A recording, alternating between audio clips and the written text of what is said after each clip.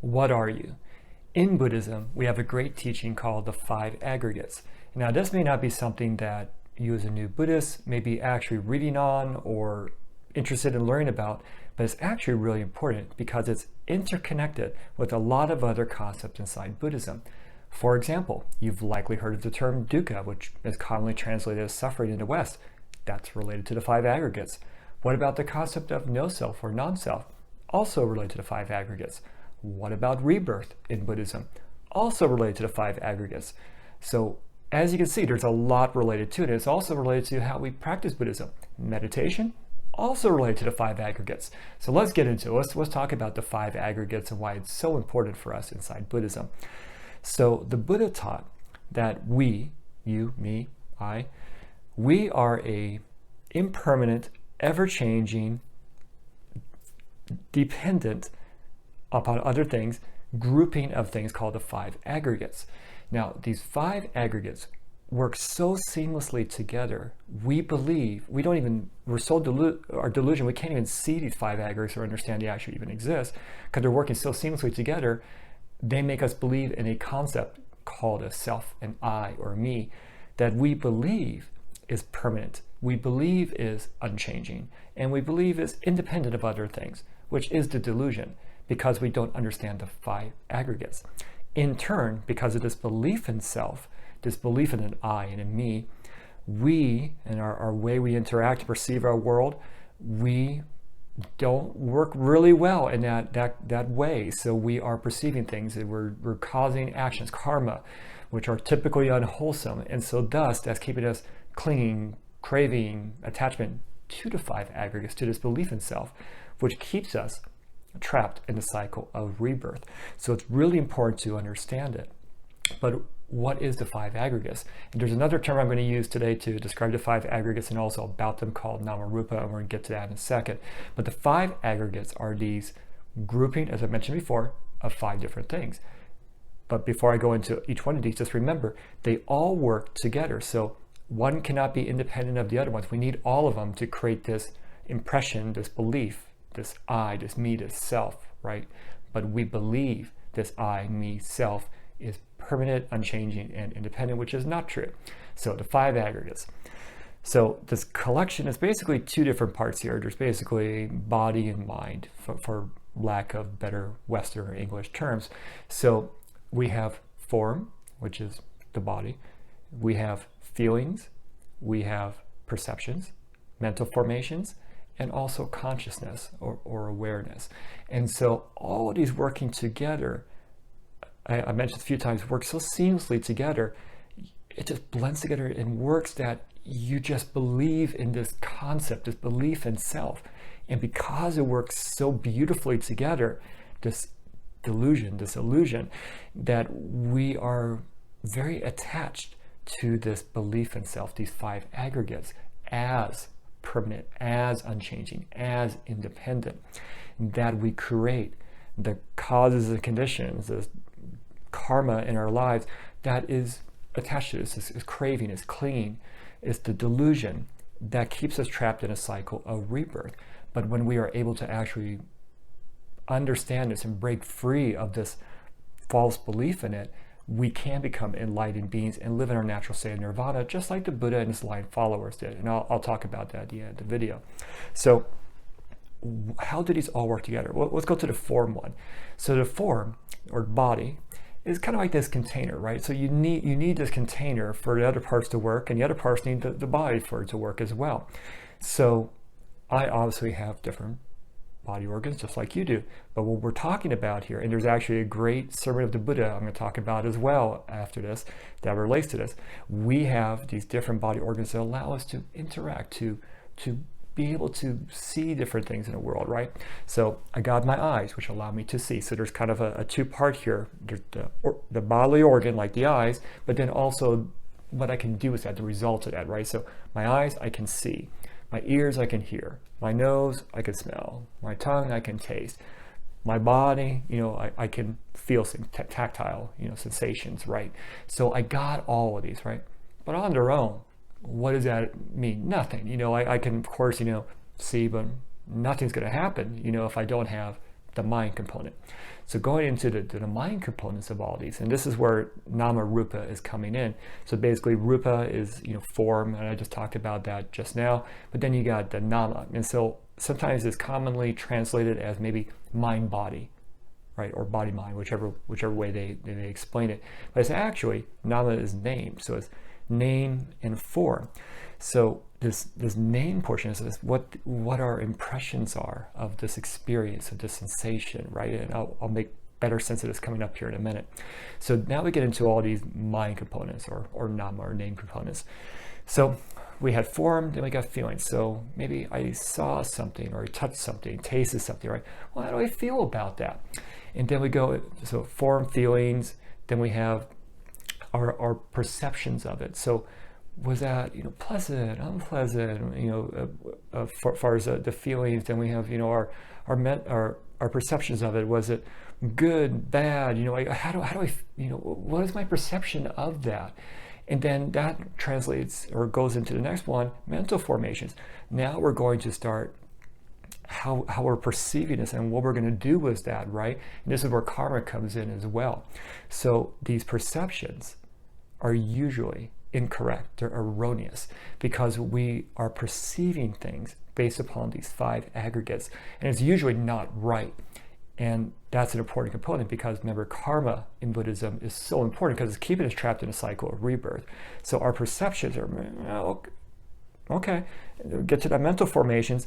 Well, I need to do something about this, or I need to feel this way about it. See how it's all interconnecting, and I'm going to create some actions based upon that. And then it goes into the consciousness one. So the consciousness aggregate, this is kind of like where it all kind of comes together. So there's different, levels and types of consciousness. A lot of times, especially Mahayana Buddhism, we focus on the store consciousness, which is, you can think of it as like a cellar, like a storehouse, or like a garden where you got seeds planted. So this is where, these seeds, these past impressions are touched upon. We're going to bloom and we're going to have some type of action or perception of it. So for example, let's kind of back up. Let's say that maybe I see this rusty car out there on the road and it's blue in color, right? So maybe I touch it, oh, that doesn't feel good. And I see it and, well, okay, I've seen this rusty car, it was blue in color like I talked about, right? Well, how do I feel about that? Well, remember, all these mind or nama components are all working together as well. It's all kind of seamlessly going, right? So maybe I see that and I see the color, maybe I touch it, whatever, maybe it's giving off an odor as well. That may be touching something in my store consciousness as well, where I've experienced something like this before. So, wow, so my feelings about that are probably not going to be good, because a lot of things are interacting all at the same time. Well, I don't like this because I've experienced this before. Watering, right, is blooming. That's going to make me perceive this as a bad thing, because, well, I don't like this. Maybe I got a cut before, maybe I got an infection, from cutting myself on this rusty car, and I don't like, it's the only time I ever saw blue in my life was seeing this car, and so I have a bad, impression of the color blue as well, not just this rusty car, but a blue. And so it's all kind of just happening all together, right? But one is not independent of the other. They're all working together to create this experience. So that nama rupa, the nama portion of it, we are giving basically a name. We're giving a thought, an idea, an impression, which is probably all erroneous now. Like now that rusty car, what if it actually runs beautifully? What if it's not going to cut me and give me an infection or hurt me or make me bleed or something like that? What if it's actually probably the best car I've ever driven in my life? No, because now I have made this based upon probably past impressions. I've already made my perception of it. I'm going to react in this way because I felt this way about it before, so I now thus feel this way about it again. All interacting together.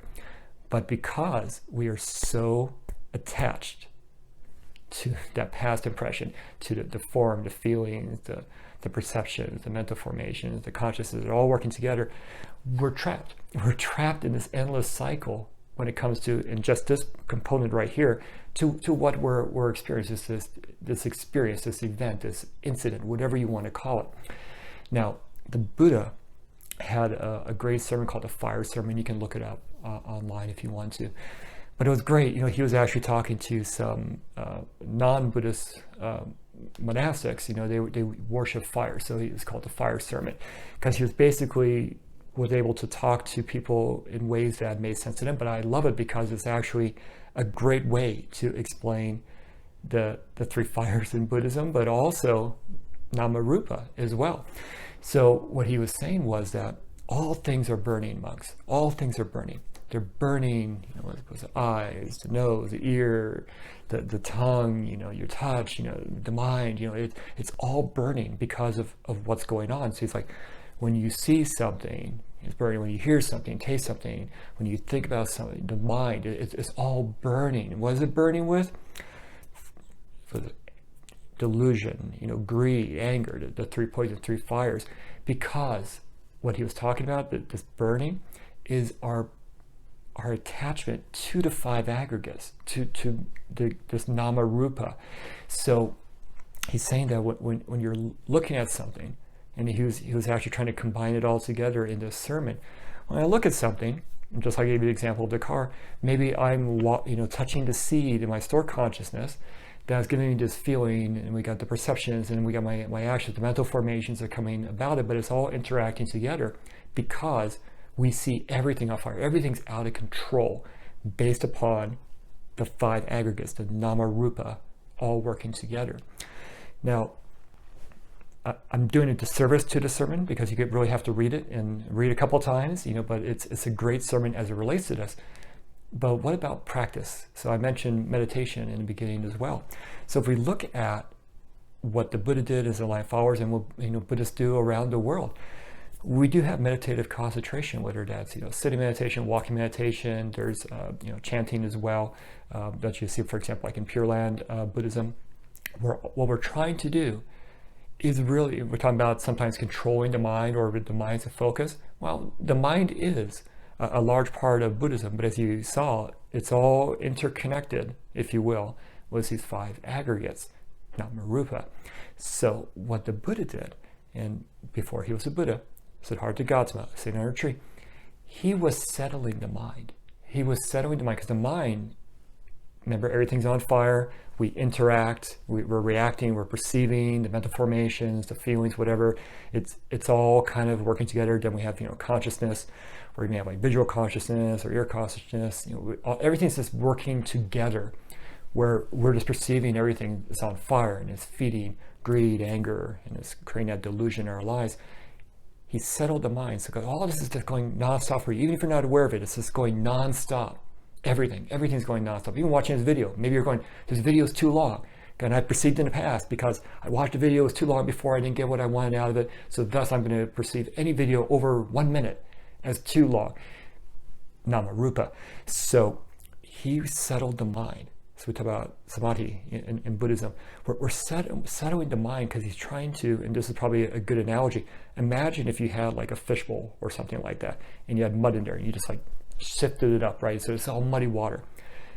Namarupa. So I'm letting it just settle down. I'm not going to let the mind control everything. And so what's going on when it was settled down, he was able to thus have insight into the true nature of Namarupa, five aggregates, everything, impermanence, non-self, etc.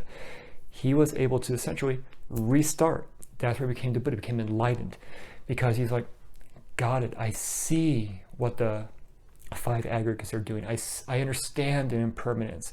I understand non-self now, etc., etc. I understand karma. I understand rebirth.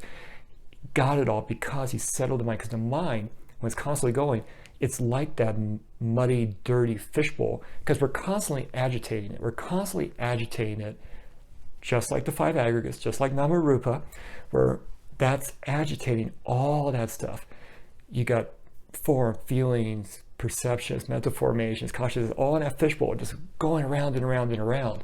And that's why we talk a lot about in Buddhism with meditation, settling the mind, etc., because it's so hard for us, especially as laypersons, to kind of settle that mind. We got so much stimulus around us that the five aggregates love that.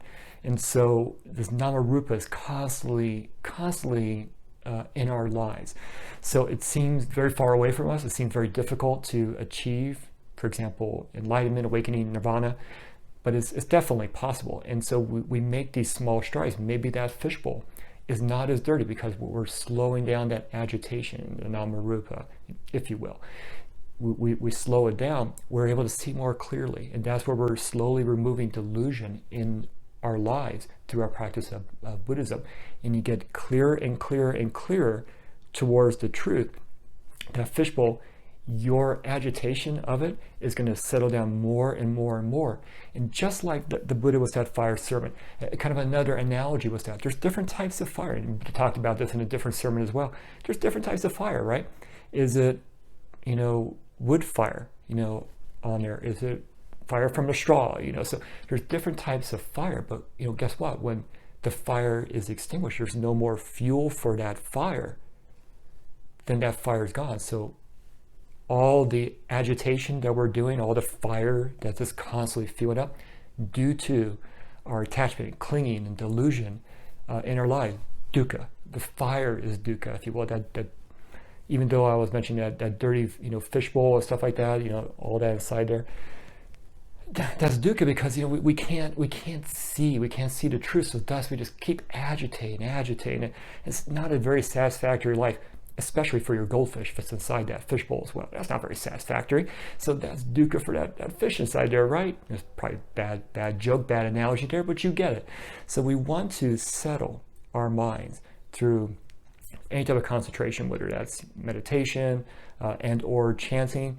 There's different ways to do that because even like with the chanting one, the focus of like Pure Land Buddhism is focusing on the wholesome, the qualities of a Buddha and everything as it relates to Buddhism. So even though it may sound just chanting, it's this repetitive way and this focus that's settling the mind of these random stray thoughts and the Namarupa kind of coming up so we can focus on a truly enlightened being, thus a Buddha, to kind of get us to that point. So, and you have some schools of Buddhism, for example, like Chinese Buddhism, is going to be meditation and, for example, Pure Land, like chanting as well, too. So you got these two combined together. So as layperson Buddhists, there's absolutely a lot we can do as it relates to the five aggregates and Namarupa, but it's also important, as I mentioned in this video, to kind of understand this component that's usually not forefront on a lot of Buddhist thought, like, well, I want to learn more about the five aggregates, or what about Namarupa? It's usually more about suffering, dukkha, or non-self, or rebirth, or karma, right? It's just so focused on those, but it all comes home with the five aggregates. And so when we are able to really basically shut down, through meditative concentration, we're able to shut down the mind and of these random thoughts, these wrong perceptions, that arising and falling. We're able to sit down. We get into sort of a not symbiotic, but like it's this equilibrium, like where we should be, and that's where the Buddha went as well in his life followers. Got to that level, and so it's almost kind of like on that fishbowl when you stop mixing around the dirty water, you can see it. So thus, would you want to agitate that water again? And the answer is no. You're like, well, now I can clearly see, and this is just a great experience to be inside because I don't have this dirty water. You don't want to agitate that fishbowl anymore, and you understood that you were agitating the fishbowl with that dirty water, so you interact differently. That's why the Buddha, he had this subtle smile all the time. He wasn't unhappy or anything else like that. He was actually beyond our wrong perceptions of what we may consider our conditioned happiness and love and all that sort of stuff. It was like this true nature. So he was not a depressed or unhappy individual. He had this smile on his face all the time because his fishbowl, that dirty fishbowl, was no longer dirty. He was able to see that. He wasn't going to agitate that anymore because he understood how to interact in a way that did not agitate it, because he understood the five aggregates, Namarupa. And thus, when you're at that level, it's almost impossible to go back. You've awakened, you're enlightened. Got it. I'm not going to agitate that. And I use that analogy just a couple of times, but I just want to hit it home with that. We are in control in our daily lives with all those 5 aggregates of Namarupa. So how you interact with somebody out there in the world, how you perceive something, maybe as you're driving or as you're talking to somebody on the phone or reading something. Think about, as stuff starts to arise, right? Is this the 5 aggregates? Is this Namarupa?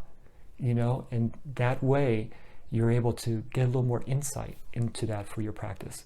So do you have any questions about the 5 aggregates, Namarupa? Let me know in the comments below. Thank you.